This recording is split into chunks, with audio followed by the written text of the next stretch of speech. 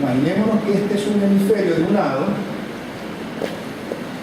y este es un hemisferio del otro lado. Este hemisferio tiene corteza, este hemisferio tiene corteza, y primitivamente hablando, un cuerpo calloso en medio. Pero está hueco. Las neuronas originales, antes de la neurona de la misma corteza cerebral, miren que repito, las neuronas o neuroblastos originales, antes de las neuronas en sí mismo de la corteza cerebral, con eso no sé si me entiendan qué quiero decir. ¿Sí me entienden? Sí. A ver, ¿qué quiero decir? ¿Qué quise decir? Antes que lleguen a la corteza. Está hablando sobre las primeras neuronas que están en la corteza, que ahí Sí, pero ¿por qué están ahí?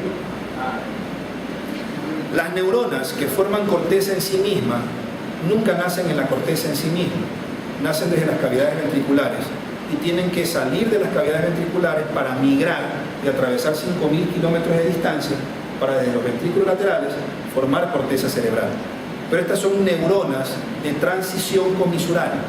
Transición comisural significa que su propósito es desaparecer transicionalmente una vez que su actividad ya no es necesaria. Entonces, estas neuronas originales, primarias o primitivas, antes de las neuronas corticales en sí mismas, se colocan en una corteza aún no estructurada. Y estas neuronas proyectan axones. Las del lado derecho cruzan el cuerpo calloso, las del lado izquierdo cruzan al cuerpo calloso, las del lado derecho cruzan al cuerpo calloso, las del lado izquierdo cruzan al cuerpo calloso y terminan por, ¿qué cosa? Rellenarlo o tejerlo, si cabe el término, de fibras, obviamente de sustancia blanca. Cuando ya lo han hecho en un 100%, las neuronas pinches desaparecen y obviamente las fibras ya usadas desaparecen y el cuerpo calloso se formó bien bonito y se llenó el ataúd con un cadáver. O sea, se rellenó en su 100%. Hasta eso ya llegamos a ¿qué semana? A la semana 20. Por lo tanto, en la semana 20, el niño, o en este caso el feto, tiene un cuerpo calloso 100% formado, pero pequeño aún porque es feto. Por lo tanto, el cuerpo calloso es la única excepción del sistema nervioso que cumple el principio de que en esa semana ya no existe nada que lo cambie, pero el resto de las otras etapas siempre van a cambiar, hasta incluso la edad de ustedes, en particular la mielinización. Miren que repito, la única estructura del sistema nervioso que termina, por decirlo así, su formación, crecimiento y progresión, como lo quieran llamar, es en la semana 20 con el cuerpo calloso. Y de ahí en adelante, lo único que va a hacer él es crecer en tamaño, pero ya nadie lo va a cambiar ni de forma, solamente de tamaño, ni de contenido, ni nada más le va a cruzar. Por lo tanto, es la única estructura estática en crecimiento. Con excepción del resto, todas las demás siguen cambiando. La médula sigue funcionando hasta la primera semana, hasta el primer año, como les dije, en la nucleación secundaria.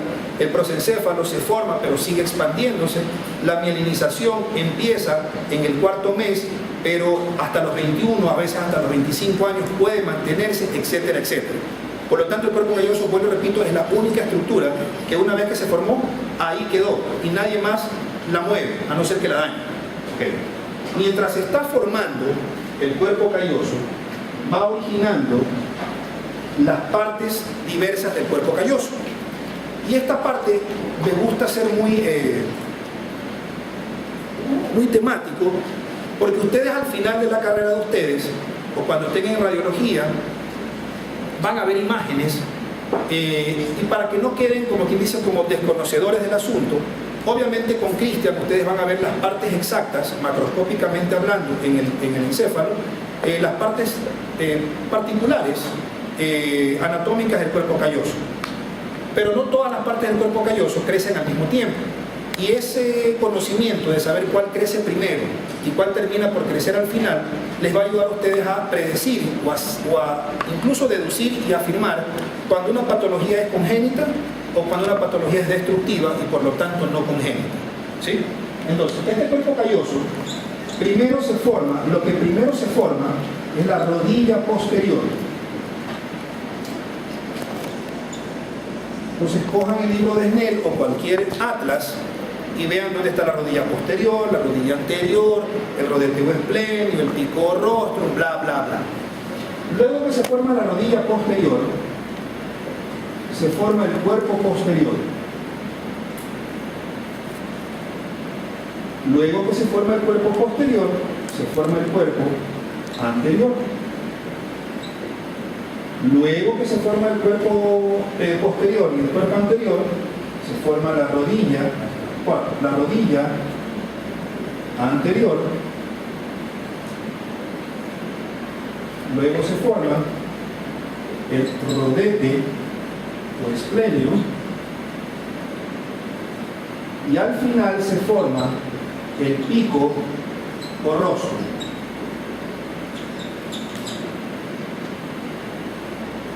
Repito, rodilla posterior, cuerpo anterior, rodilla anterior, rodete o esplenio y pico o rostro.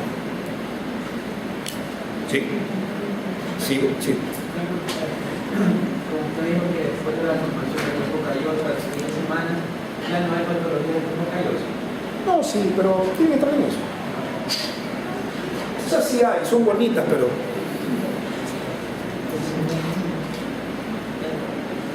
¿Alguno de ustedes está en mi Twitter? Sí, ya.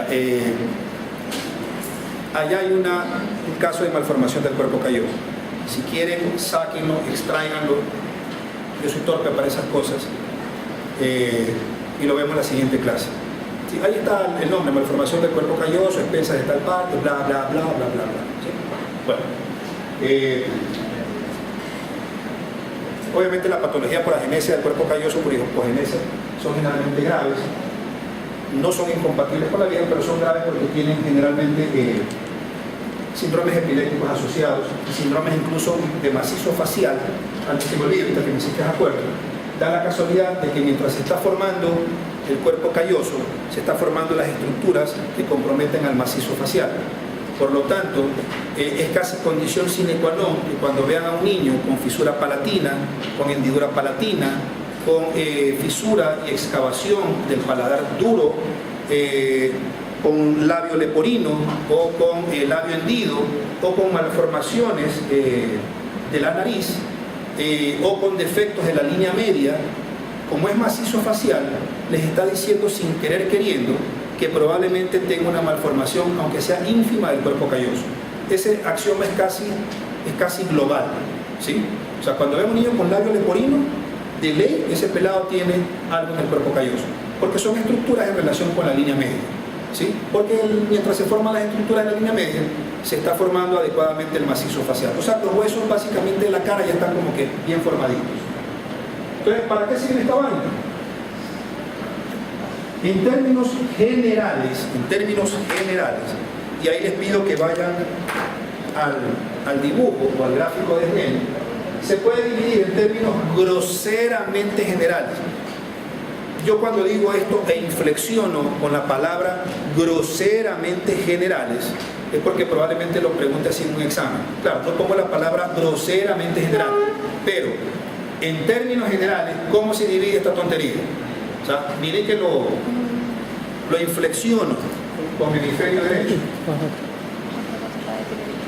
La parte anterior, se puede dividir el cuerpo calloso en una parte groseramente general, que es una parte anterior y una parte posterior.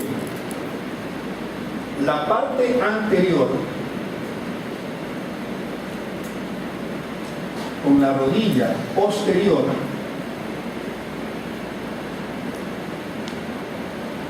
y el cuerpo anterior y la parte posterior con el cuerpo posterior y con el rodete o estrenio. Entonces, párenme bola. Cuando ustedes vean una imagen, a sabiendas de que ya saben dividir anatómicamente cada una de las 6 partes del cuerpo calloso, cuando vean que la parte anterior está buena y sana, o sea, me refiero a presente, pero la posterior ausente, la patología es congénita. Y a eso se le llama hipogenesia del cuerpo calloso.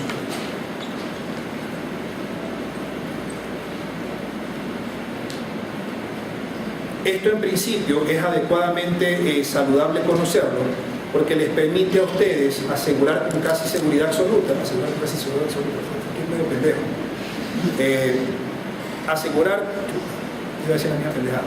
asegurar con certeza absoluta que el fulano tiene una patología congénita con trasfondo genético, y obviamente ya tienen que decirle a la madre que tiene que hacerse probablemente una valoración de cromosomas, una valoración genética, bla, bla, bla.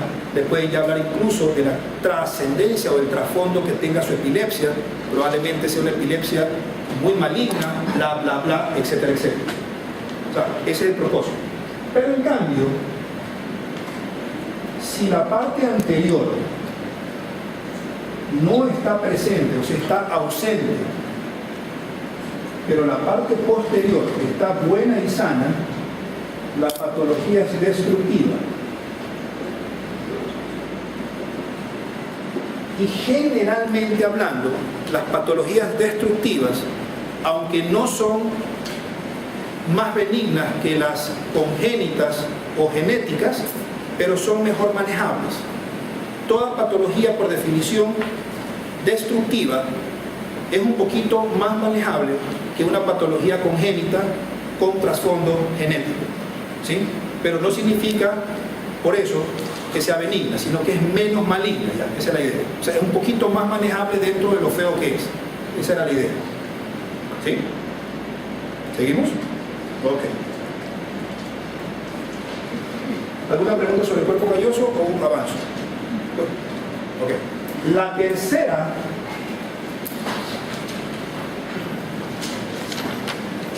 es la de la proliferación neuronal.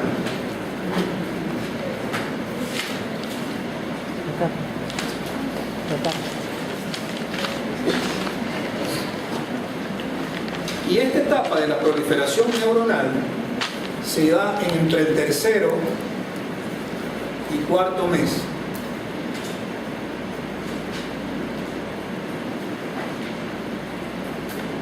Esta etapa de proliferación neuronal se subdivide a su vez en 2 subetapas, si cabe el término. La de proliferación neuronal, propiamente dicha,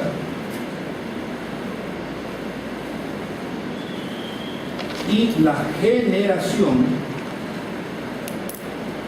de la neuroglía radial.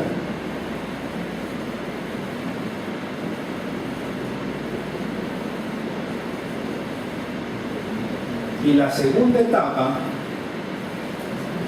es de la multiplicación neuroglial.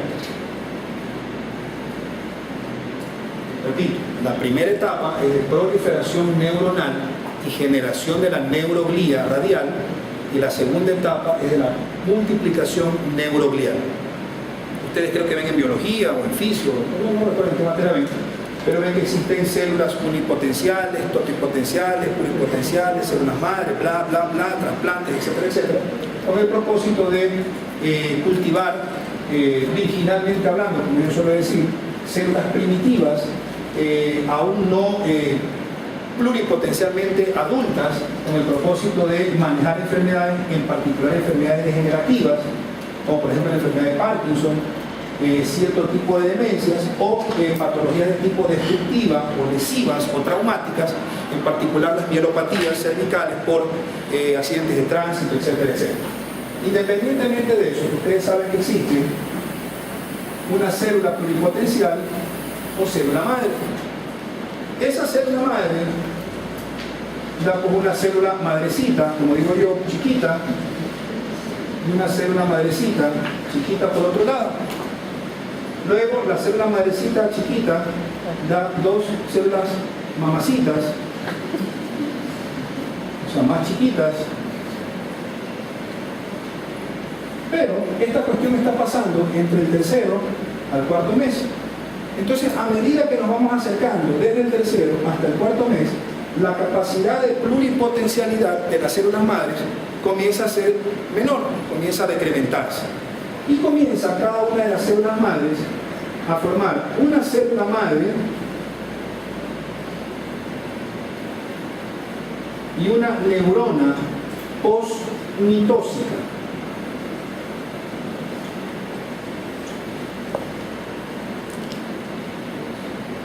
Luego, esta de acá, esta célula madre de acá, también da origen a otra célula madre, pero la de acá da origen a una neurona postmitósica.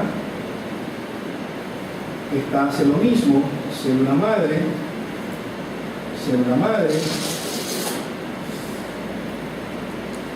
neurona postmitósica, pero llega un momento en que la célula madre ya no origina tanto células madres y neuronas postmitósicas, porque las neuronas postmitósicas solamente podrán dar origen a neuronas postmitósicas. Por lo tanto, lo ideal es siempre el cultivo de células madres con capacidad pluripotencial de utilizarlas antes de que avancen hasta el cuarto mes. Ya después de eso es innecesaria, porque se van a topar con escasas células madres, pero con mayor cantidad de neuronas postmitósicas. ¿Sí? Creo que fue sencillo. ¿Ok? Patologías en relación con eso, hay un chorronchonchón con nombre y apellido, gigantismo cerebral, síndrome de Marfan, síndrome de Lennox-Gastaut, síndrome del X frágil, la misma neurofibromatosis, enfermedad de Borg-Ehlhausen, y un síndrome de patologías que no vienen mucho al caso.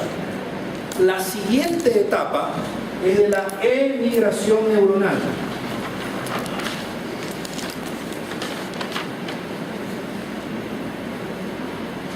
Y esta se da en un tiempo máximo de aparición entre el tercero y quinto mes.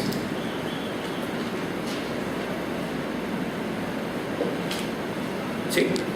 Entonces, imaginemos que esta es la superficie de la pía madre. Esta es la superficie de la pía madre, o sea, la capa que está cubriendo íntimamente al encéfalo. Y que esto de acá son los ventrículos laterales primitivos. ¿Sí? Esos ventrículos laterales primitivos comienzan a fabricar, cual olla de cultivo, neuroblastos primitivos, los que están en los libros, bla, bla, bla.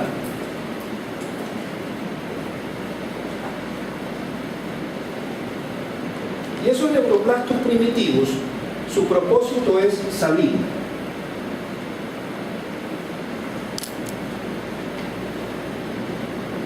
Pero una vez que salen de la cavidad ventricular al parénquima, se estacionan, o sea, ups, ya de ahí no puedo seguir viajando. Y ahí entra la neuroglía radial que se formó en la etapa precedente, la que les dije de proliferación neuronal. Entonces, esta neuroglía radial se estaciona ahí y aguanta que las neuronas primitivas salgan de las cavidades ventriculares hacia el parénquima con el propósito de viajar. Y estas neuroglías radiales mandan un axón largo en sentido perpendicular a la superficie de la pía madre, perpendicular a la superficie de la pía madre. ¿Sí? Y en el momento en que esto sucede, la neurona no viaja sola, sino que se pega cual mono y sube hasta formar la corteza propiamente dicha.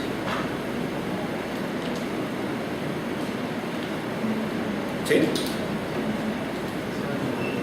Por lo tanto, en un principio, la emigración neuronal en relación al cerebro es primero perpendicular a la superficie pial, pero luego, en algún momento, ya decide hacer lo contrario y ya no será perpendicular sino paralelo, y termina siendo esto. Ya no hacen esto hacia arriba, sino que se van así, paralelo a la superficie pial.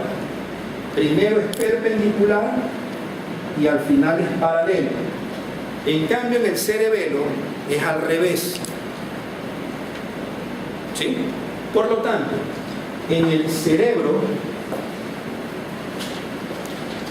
la migración primero es radial, o sea, perpendicular, y luego es tangencial, o sea, paralelo. Pero en el cerebelo es al revés. El cerebelo tiene una maldita forma de formar su corteza totalmente aberrante y paradójicamente exactamente al revés de cómo se forma la corteza cerebral. Por lo tanto, el cerebelo es fantástico para las funciones motoras, porque tiene una característica cortical en su formación total y aberrantemente al revés de cómo es la corteza cerebral normal. Es totalmente al revés. ¿Okay? ¿Con qué propósito hacen este recorrido paralelo? ¿Quién me puede decir?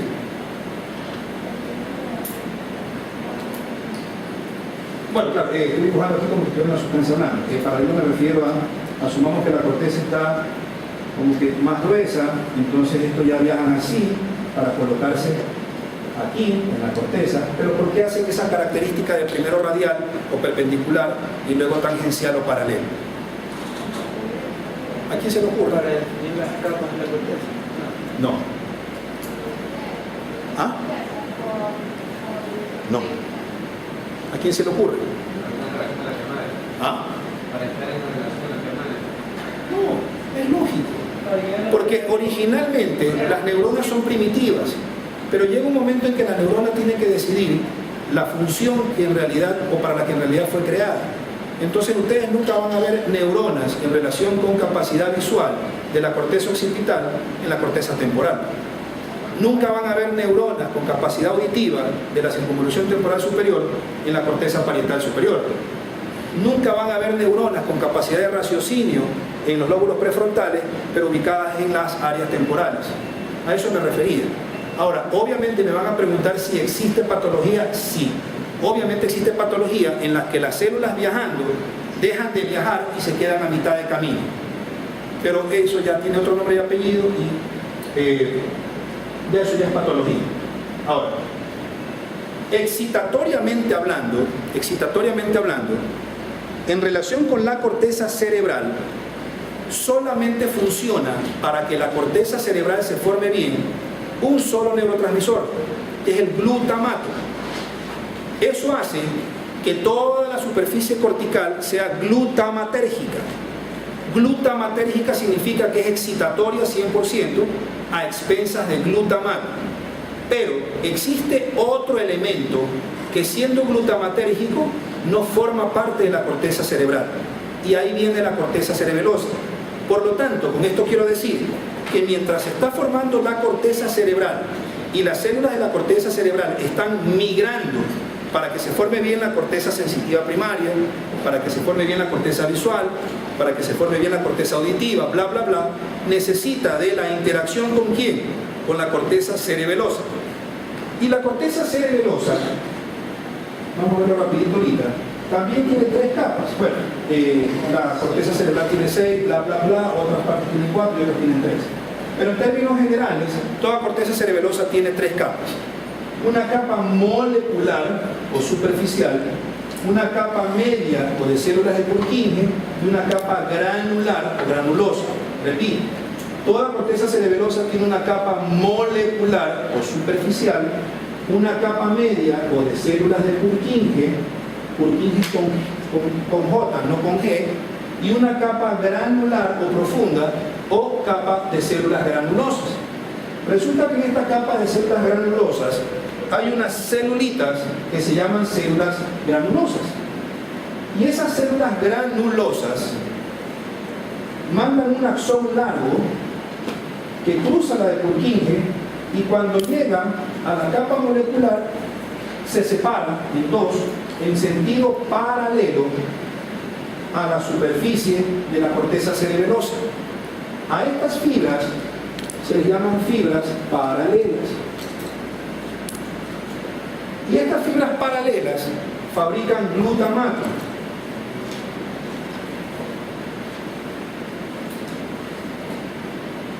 Por lo tanto, la corteza cerebelosa con su glutamato también tiene receptores de glutamato, pero de las fibras paralelas del cerebelo. Por lo tanto, el glutamato de esa capa en particular del cerebelo es el que obliga a que estas células, además de la neuroglía radial, viajen a formar la corteza. ¿Sí? Por lo tanto, si les preguntaran en un examen, un aporte, ¿cuál es el componente celular particular de la migración? Tendría, no, celular. ¿Ah? No. El componente celular que permite la migración, la neuroglía radial. Y el componente químico, el glutamato. Nada más, sencillo. Cuando algo bloquea los receptores de glutamato, obviamente no se da la migración. ¿Sí? ¿Seguimos? Falta poco. Sí. Y ya entrar al otro. Me estoy hablando demasiado. La quinta. Sí, ¿no? La quinta es la de la organización neuronal. En la organización neuronal, esta va desde el quinto mes hasta más o menos los primeros 2 años de vida. La de la organización neuronal, desde el quinto mes hasta más o menos los 2 primeros años de vida. En la organización, a su vez, se subdivide en varios estadios. Laminación cortical. La laminación cortical, a su vez, se subdivide en la alineación, estratificación y orientación. Eso significa que las células, a pesar de que ya están ubicadas en la corteza, comienzan recién a alinearse, a formar estratos, o sea, la capa 1, la capa 2, la capa 3, la capa 4, la capa 5 y la capa 6, dependiendo de si es neocorteza o si es paleocorteza o si es arquicorteza. Cada una de estas 3 cortezas tiene características particulares en estratos, pero por definición siempre se les suele enseñar a los estudiantes de medicina una capa neocortical, o sea, con la primera, la segunda, la tercera, la cuarta, la quinta y la sexta, que es generalmente la que más utilizamos, ¿ya? Y la orientación. ¿Por qué la orientación? Porque en particular la primera capa superficial de la corteza cerebral tiene una orientación totalmente al revés de cómo están orientadas la 2, la 3, la 4, la 5 y la 6. Esa orientación en particular, que después veremos para qué diablo sirve, tiene una causa y un propósito. Por lo tanto, vuelvo a repetir, en el sentido de la orientación, la de la primera capa es generalmente paralela, pero el resto es perpendicular. Después veremos para qué diablo sirve la orientación paralela de la primera y perpendicular de la 2, de la 3, de la 4, de la 5 y de la 6. laminación cortical. Sinaptogénesis.